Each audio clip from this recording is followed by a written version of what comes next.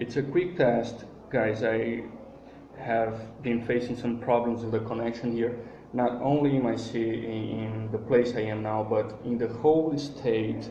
I have been checking, I talked to some people, and many people reported that there were no good connections. So please, Jimmy, can you tell me if my connection is working now, please?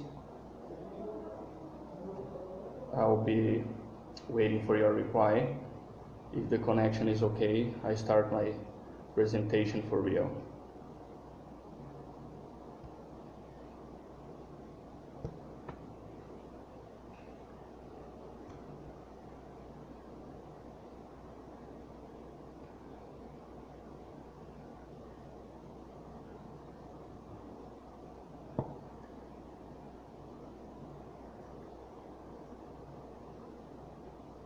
Okay, I see that it's working now. Jimmy, thank you for your patience. As I told you, it's a problem here in the whole city, probably in the whole state. I'm so sorry for this delay, okay guys? I want to thank you all for the opportunity to be here talking to you. Jimmy, thank you for the opportunity to be part of this wonderful idea, which is this Polyglot Congress. I've been interested in languages since my childhood, and although I'm going to share with you some of these experiences I had, I have to tell you that I started learning language for real when I was already an adult. I remember that when I was a kid, I used to see my grandparents, my grandmother, my grandfather, my grand-aunt talking to me and using some language, some expression, some sentence that I couldn't understand. And I remembered that nobody else would use that words, the younger generations, my mother, for example. And then I got curious about that. How can they speak something and nobody else is using it? Which language is that? Which expressions are that? And then, round about when I was 14 years old, I decided to research, to see. I went to the libraries. I remember for that I started to browse a lot of books trying to understand the Brazilian history so that I could get that information, because I was very curious about it. And then I discovered a very rich history. I discovered that my grandparents were descendants from African people, and then I decided to learn this language. For example, guys, I'm so sorry. After this problem, I'm a bit nervous, okay? But I remember that I used to be a very nice guy. I was not that messy boy, but my parents used to be always there watching me, and I remember that I used to get on the couch and they say something like, desce de riba do sofá, which is get off the couch. But desce de riba do sofá is something that most of people don't say. Then I started to think, but why riba? What does it mean? And when I complained about it, they used to say, hey, para de calundu. And then again, I thought, but what is calundu? Now I understand that calundu is a bad humor, is a tantrum, but where did this word, this expression, this language came from? Well, I'm going to tell you a history. More than 4 million enslaved Africans were sent to Brazil. And they used to come from many different areas around Africa. And Cape Verde played a very important role during this period because of its strategical position in the Atlantic Ocean. And the slaves from other countries in Africa used to be brought to Ribeira Grande in Santiago to be taught the Portuguese language and some domestic laborers. They were Angola, Congo, Benguela, Monjolo, Cabinda, Quiloa, Rebolo, Mozambique, Mina. And those who were called then Ladinos were also used to spread the Catholic religion around the archipelago, and they were being used as a tool for facilitating the communication both among the priests and also among the natives, or the many different enslaved people from many different regions. And this is the origin of the Cape Verdean Creole, the language that is spoken nowadays in Cape Verde and Guinea-Bissau. And since it was a way for communication both between the slaves and the Europeans, and between all the slaves from different territories and languages, it suffered a lot of influences. It was a miscegenation, it was a mix from Portuguese and many different African languages. I'm going to show you something I have here to demonstrate. Well, I'd better change the camera. I'm going to show you some of my grandparents.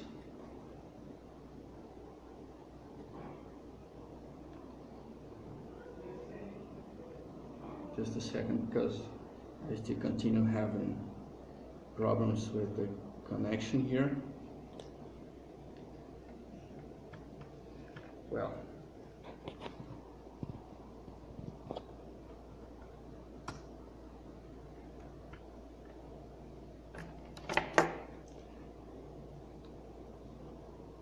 I figured out then that most of my grandparents, most of my grand-aunts were descended from African countries.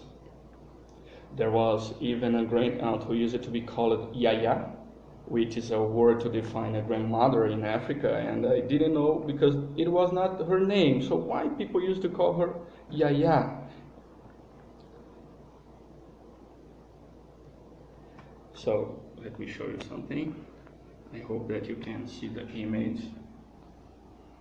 So this is my grandfather, my grand-aunt with me, and they are those that use it to speak and that using that different expressions, that different language. I didn't know where it came from, but now I understand full well that it was influenced by the Cape Verdean Creole language. And when I started learning this language, I hope you can see this image from a page on Facebook where Cape Verdean Creole language is spoken. Conselho de Yaya, I wrote here, Conselho de Yaya sempre certo e com sabedoria, which is our grandmother's advice are right and full of wisdom. One interesting fact about the Cape Verdean Creole is that many people from Cape Verde decided to leave the country, to leave that archipelago in order to have a better life overseas. And that feeling of homesick is with them in most of the pages, in most of the comments they make. I'm going to show you this image here from a page. Filhos que parte, mas que deixa para trás vestígios de suas presença, vestígios que vegetações está querer cobrir, cima para sucundi, uma água que cá tem cura.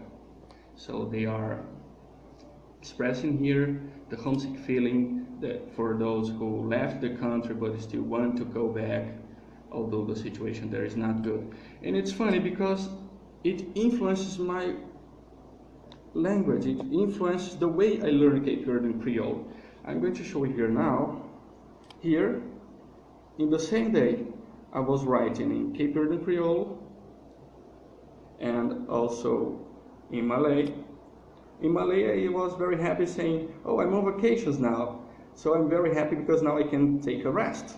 But when I wrote in Cape Verdean Creole, I said, oh, I'm on vacations now, now I can take a rest, but I've got a cold because I'm allergic to this cold weather. So since I learned this language, since I've read their comments on the internet saying that they miss their country, they miss their culture, they miss their food, they miss their family, I have this feeling with me.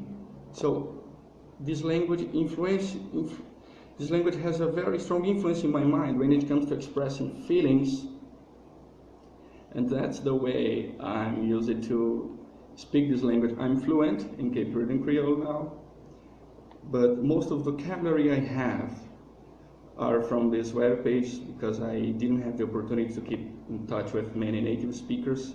I don't know exactly why they didn't want to help me, but as I have my own readings, as I have been following the Facebook page, for example, I've been learning with their own comments. But this is one of the languages I'm fluent. But this feeling of homesick, this feeling to express what I have in my heart is not only in Cape Verdean Creole, and I think that we can't separate, as some speakers said, we can't separate language and culture.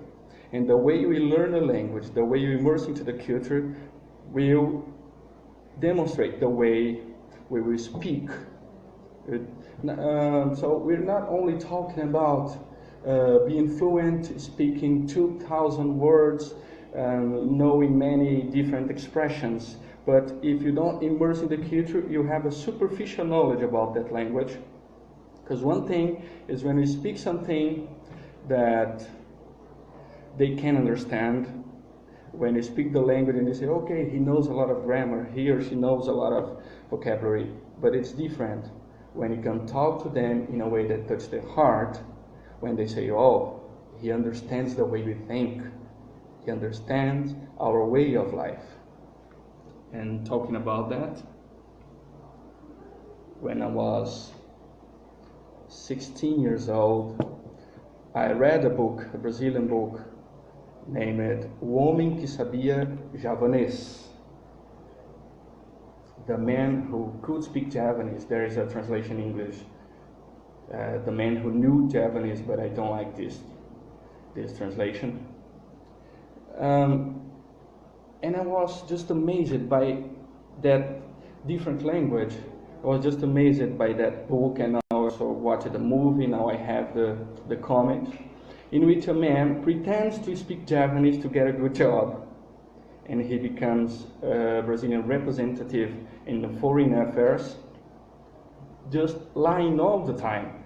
But the story is so heart-touching that I fell in love with that language, although I didn't know anything about it before. And I decided again to go to the libraries. At that time I didn't have internet. To go to the libraries and search for the origins of that language, search for that language, and I decided that I will learn it someday. Of course, it's a very difficult language.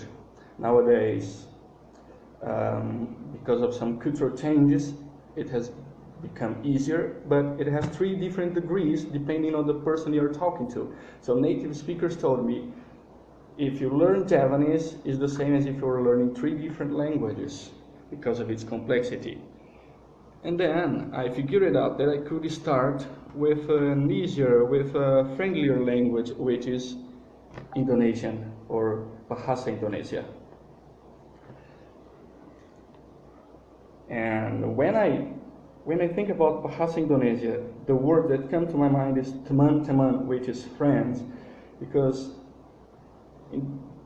when I decided to learn it, when I talked to people that I was learn Bahasa Indonesia, many people, many native speakers from that country decided to help me. They have been adding me to Facebook, WhatsApp. I have been keeping daily conversations with them. And one thing that is really interesting about this language is that in the beginning, it's very easy. In the beginning, it's very easy because you don't have to worry about the gender. You don't have to worry about verb tense. For example, the sentence, I go to work at the office, you just can say, saya pergi bekerja ke kantor. If you want to say, I will go to work at the office, you have the same sentence, saya pergi bekerja ke kantor, but you only add the word akan that represents the future. So, saya akan pergi bekerja ke kantor. If you want to say, I worked at the office, you have the same sentence, saya pergi bekerja ke kantor, but you only add the word sudah. Saya sudah pergi bekerja ke kantor. I'm working at the office, again, saya bekerja ke kantor, saya sedang bekerja ke kantor. And then you have, you can express yourself in many different times, in many different tenses, without any change in the verb. So it's very easy. On the other hand,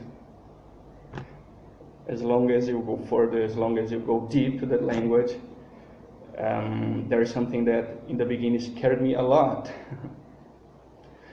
Some native speakers told me that if you speak the standard language, okay, they will understand you and they will see you as a very polite person, they will understand you, they will talk to you, but you have to learn the way the locals speak. Of course, in any language that we learn in the world, we have the standard language and the colloquial language, but when it comes to Bahasa Indonesia, this is really different and this is really serious. For example, I'm going to show you here two sentences.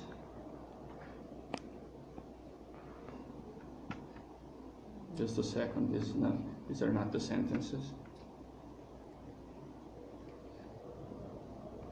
Here.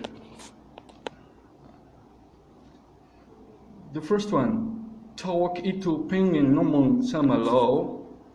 And the second one, lelaki itu ingin berbicara dengan kamu. Both sentences are the same. They mean that guy wants to talk to you. But when you look at it, they seem to be different languages or even different sentences, but they mean the same. The first one, tawak itu pengen ngomong sama lo, is the colloquial way, what they call bahasa kaul, and the second one is the standard language. So it's very different. If you want to talk to their mind, you can learn the standard language, but if you want to talk to the heart, you have to learn the colloquial language, the way the native speakers use it on the streets, in their daily lives. And it is very influenced by the local language, because Bahasa Indonesia is a lingua franca, but it's very influenced by the local language, Javanese, and some other language that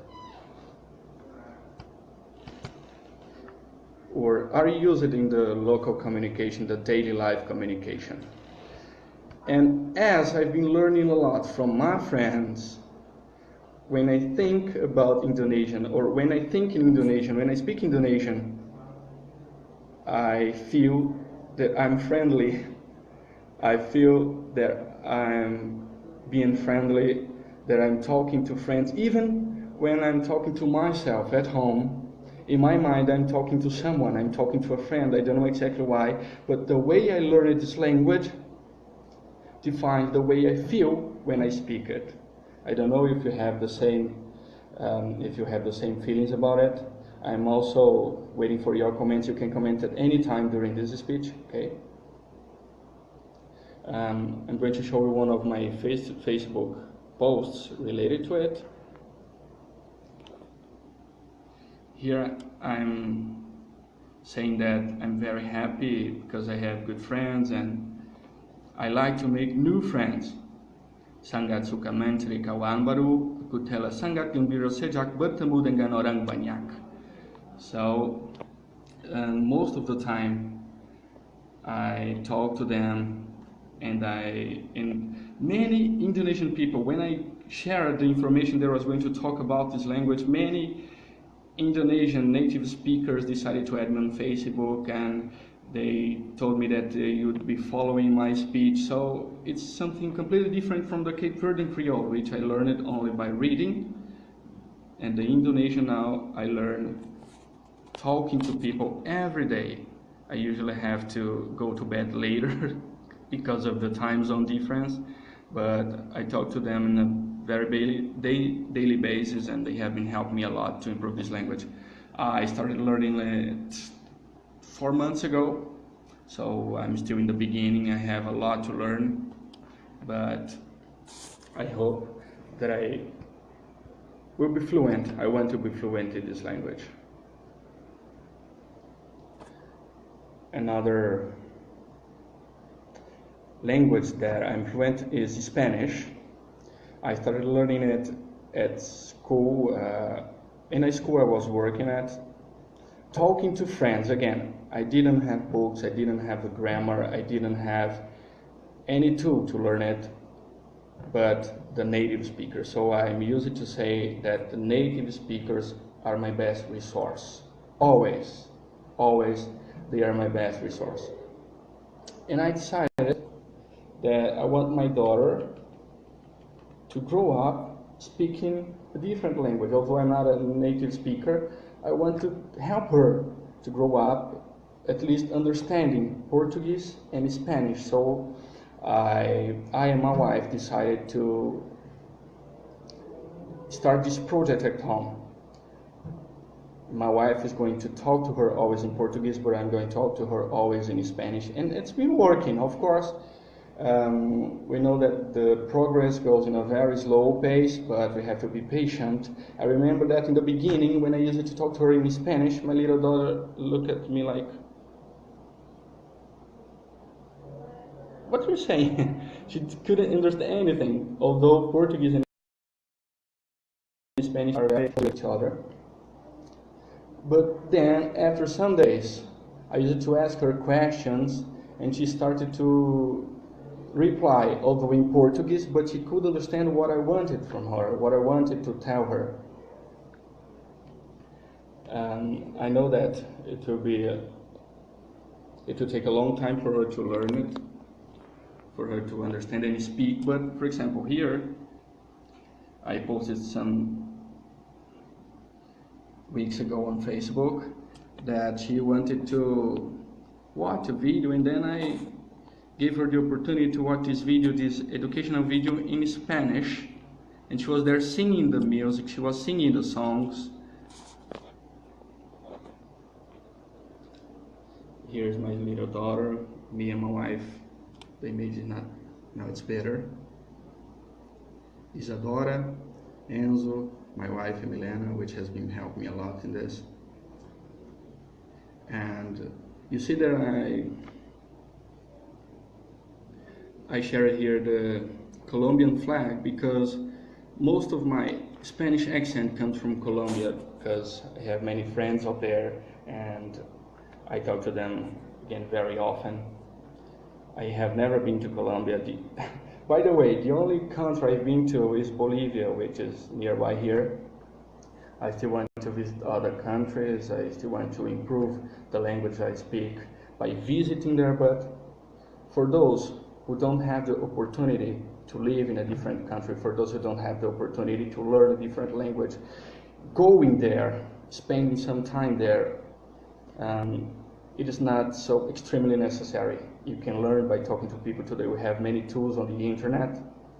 And for example, Spanish, I'm going to show you one of my favorite books, which is Read and Think in Spanish. It's a Brazilian edition. I don't know if you have this in your language, if it's available in your language, but in this book I have more than 100 articles, and in the city native speakers read the articles for us, and we have some glossaries, questionnaires. So here I have articles talking about culture. Again, we can't separate language from its culture. So here I learn a lot about culture, and I improve my vocabulary by getting to know a little bit more about the Spanish-speaking countries and its culture, which in my opinion is one of the most important things. Well, I'm going to share with you. I want to show you this image, which is the same I have on my t-shirt. I've been living here in Porto for 4 years and a half, and last November I decided to organize a Polyglot Club here in my city. We are members of the Clube Polyglota Brazil, which started three years ago in Brasilia. Now it's widespread all over the country. People from many different cities have regular gatherings, and they can practice more than 60 languages also by WhatsApp, because we have some groups. We have been receiving native speakers to help us, to teach us, and people from Brazil and from many other countries have been having this opportunity to practice language when they want, in the time they want, by using these tools that we have been providing. Our website is under construction, but we have a Facebook page, Clube Polyglota Brasil. We have the Facebook Clube Polyglota Rondônia. By the way, today in the afternoon we have another meeting here at the same place I am now. I want to show you some pictures if possible, because in our first meeting we had less than 20 people. In the second meeting this number of attendees was the same, but in the third meeting, which was in last December, we had more than 30 people here. We could speak more than 7 languages. We had Japanese, we had French, English, Spanish, Italian. In our last meeting, there were some German native speakers, and this side of the table we have the Brazilian guys, the members of the Polyglot group here, talking to them. Here was in our first meeting. I'm so sorry for the bad quality of the image.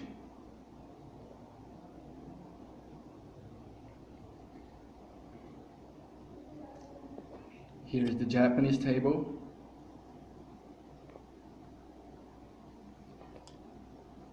Italian.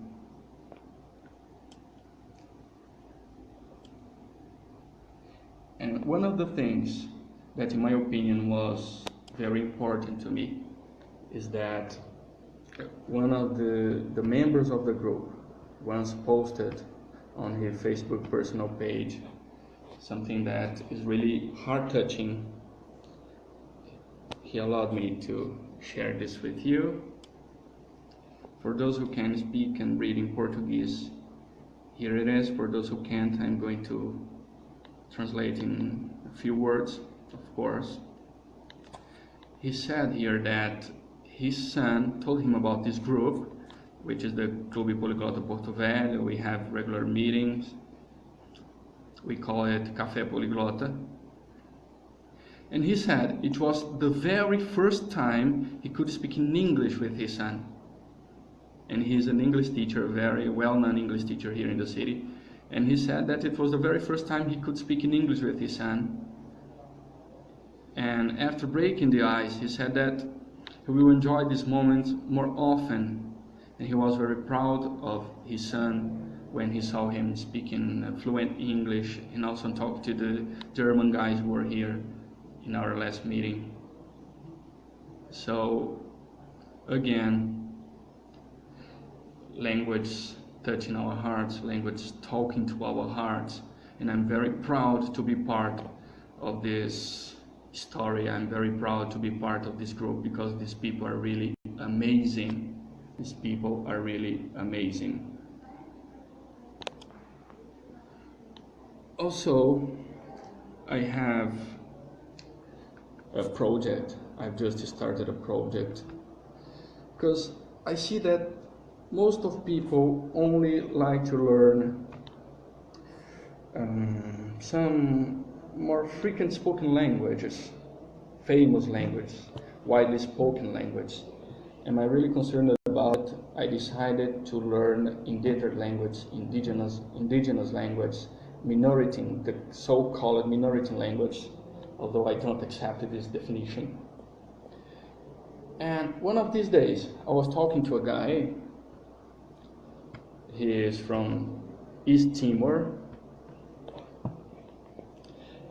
And I asked him to show me how his language works, which is Tetum, a language that existed even before Portuguese colonization, but because of the Portuguese influence, it changed a little bit, and it's not so much understandable, but we can understand some words, some expressions. And when I told him that I was interested in helping him to teach this language to the whole world, he sent me a message that I hope you can listen to. I'm not sure if you're going to listen because it's in audio. If not, I'm going to tell you what he said, because it was a very heart-touching message he sent me, saying that he was really happy. Cara, nossa, mas que massa, pô, você tá aprendendo vários idiomas. Tipo, isso é uma coisa muito incrível pra mim, ver pessoas com vontade, com garra de aprender, que conhecer um idioma. E isso, uma coisa que pra mim, eu fiquei muito feliz também, tipo, de ver vocês terem essa vontade de aprender teto, porque pra mim o teto é uma língua perdida, que não é conhecido fora do nosso país. Aí se tiver algum estrangeiro, tipo você, isso é um prazer muito grande para mim, porque nós estamos desenvolvendo, tipo, teto é uma língua que não é completa, ele está em desenvolvimento. Aí com a vontade que você tem para aprender isso nos motiva mais ainda. Portanto, tipo, se tiver qualquer dúvida, eu não sou linguista de teto, mas no que eu posso ajudar sim. Eu vou ajudar com prazer de ajudar, sério. O que eu posso dizer? É isso, às vezes se eu não respondo na hora, mas uma hora eu respondo, tipo, eu vou fazer o possível para responder, vou procurar o melhor para responder. Então, qualquer dúvida sobre o teto, cara, pode correr aqui, pode chamar aqui que eu posso ajudar no que eu posso. E obrigado pela essa vontade de aprender teto, porque essa vontade nos traz felicidade, pô. Eu não sei como explicar essa felicidade. Muito obrigado. So, he said that he imagined in his mind nobody wanted to learn Tetum. It was a lost language, and he also mentioned that some people want this language to disappear. But when I told him that I wanted to help him to spread this language, to help people to learn this language, he was very happy, and he sent me this message. And then I started a project which is called Viver Lingua, which website is under construction. In this website, we're going to help people to learn indigenous languages, endangered languages, some Creole language. I've been selecting some native speakers to help me preparing this material, and I'm very proud of that. I'm very proud of this opportunity. I'm also learning some indigenous languages I have here around the Amazon rainforest, like Ningato and Caritiana. I've been keeping in touch with some native speakers, and they are going to help me to learn the language. They're going to help me. In a few weeks, I'm going to one of the tribes. I'm going to one of the communities in order to talk to them about it. I was invited to go there, talk to the caciques, talk to their leaders in order to ask for permission to write their language, to learn their language. And I'm very happy for having this opportunity, because I think that if we don't learn this minority language, this indigenous language, this Creole language, we are losing a great opportunity to learn about very wonderful culture. It's part of our history here in Brazil, and you can't deny that many people don't even know about it. and my effort, and I want you, all the polyglots all around the world, to help me with this. Let's learn endangered, indigenous, Creole, and minority languages. Let's learn this language that most of people don't know about, so that we can rescue brilliant cultures, so that it can help to maintain these languages alive. Guys, again, I'm so sorry for the problem I had with my internet connection. I see that I don't have much time, so if you have questions, I'm here to answer. I still have some minutes. I'm here to answer your questions. Thank you so much for this opportunity to be part of this Congress. I'm really proud of it. I'm really happy. And I'm looking forward to the next speakers.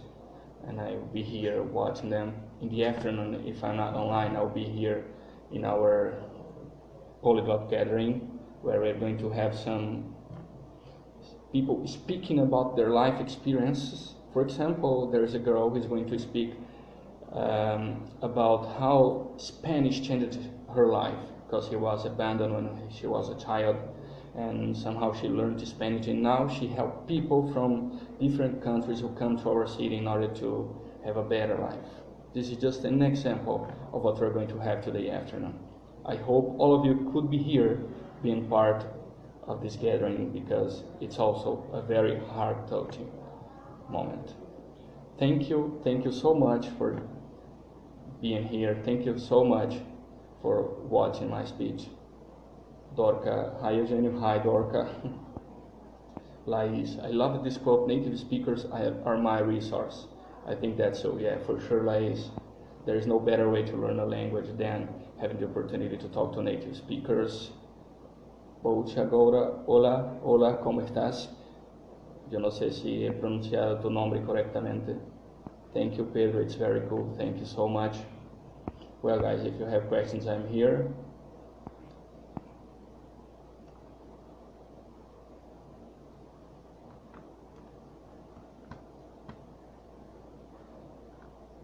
Jimmy, thank you for being patient, and thank you for providing us this opportunity to enjoy this wonderful Congress.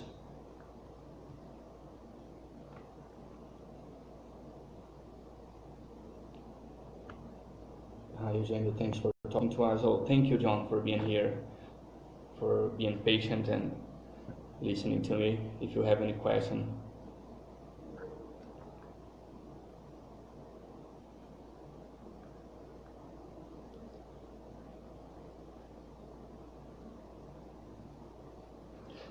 I have a question here from a guy. Laís, hey, manda oi pra mim. Oi, Laís, tudo bem?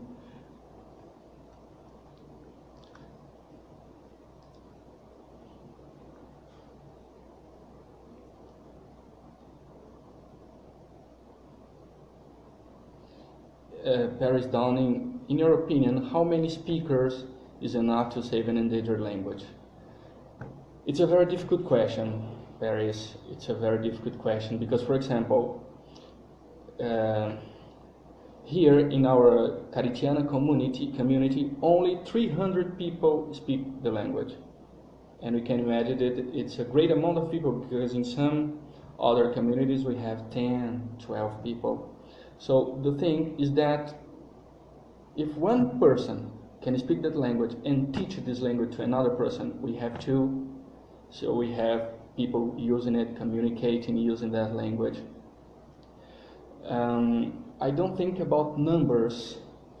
I really can't give you my opinion about numbers, how many speakers, but the quality of these speakers is the most important thing. If they are learning and trying to help this language to be alive, to keep alive, if they are interested in teaching this language, if they are interested to share with other people, any endangered language will survive. Although we might not have native speakers for a long time, it's something that we can prevent. But if we help them, if we learn the language, at least the culture will be alive.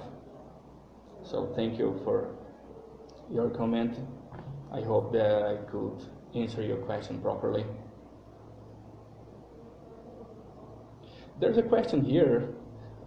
It's not here in the comments. Someone sent me a message asking, does reading bilingual Bible help to enrich vocabularies? I think so. Yes, of course. By the way, and it's Michael Zamir from Indonesia. Michael, I don't have any in Bahasa Indonesia book to learn, but I created my collection. After 3 months, I created my personal collection of some readings in very different levels, from basic to advanced. Some of them have audio, some of them I have native speakers reading it, and they are bilingual so that I can learn vocabulary really faster. So I'm going to show you an example how I use this material that I prepared. Because sometimes you don't have money to buy books. For example, here in Brazil, SMU books are very expensive. I don't know why, I can imagine, but they are very expensive. I can't buy it. So I have to search for material on the internet. This short story here, of course you can't read, of course you can't understand even my notes, but this short story here talks about some guys who went to spend some time at a farmhouse. I selected the vocabulary I'm interested in, and then I write my own text using that vocabulary, and after that I post on the internet on my personal Facebook page. When my friends comment, I write their comments under the text, and then I'm using this vocabulary for real in a real life. That's one of the most important things. You have to learn vocabulary to use in a real life. Just like I said in the beginning, it doesn't matter if you know 1,000 words. Most of these words you may not use. So learn the vocabulary. Imagine something like that. What kind of words and expressions you use from the time you wake up to the time you go to bed again. So this is the vocabulary you need to learn in any language. Of course, there are some cultural aspects that you have to take into consideration, but this vocabulary you use, the kind of answers you give, the kind of questions you ask, the kind of subjects you discuss at home, at work, at school, at the university, are the vocabulary that you need. Because if you learn this vocabulary first, be sure that you are fluent. If you can speak in a daily basis, the way you speak in your mother tongue, you are fluent, and then you can learn any other vocabulary according to our interests. Guys, I think my time is over. Let me see if I have another question here. Parabéns, thank you.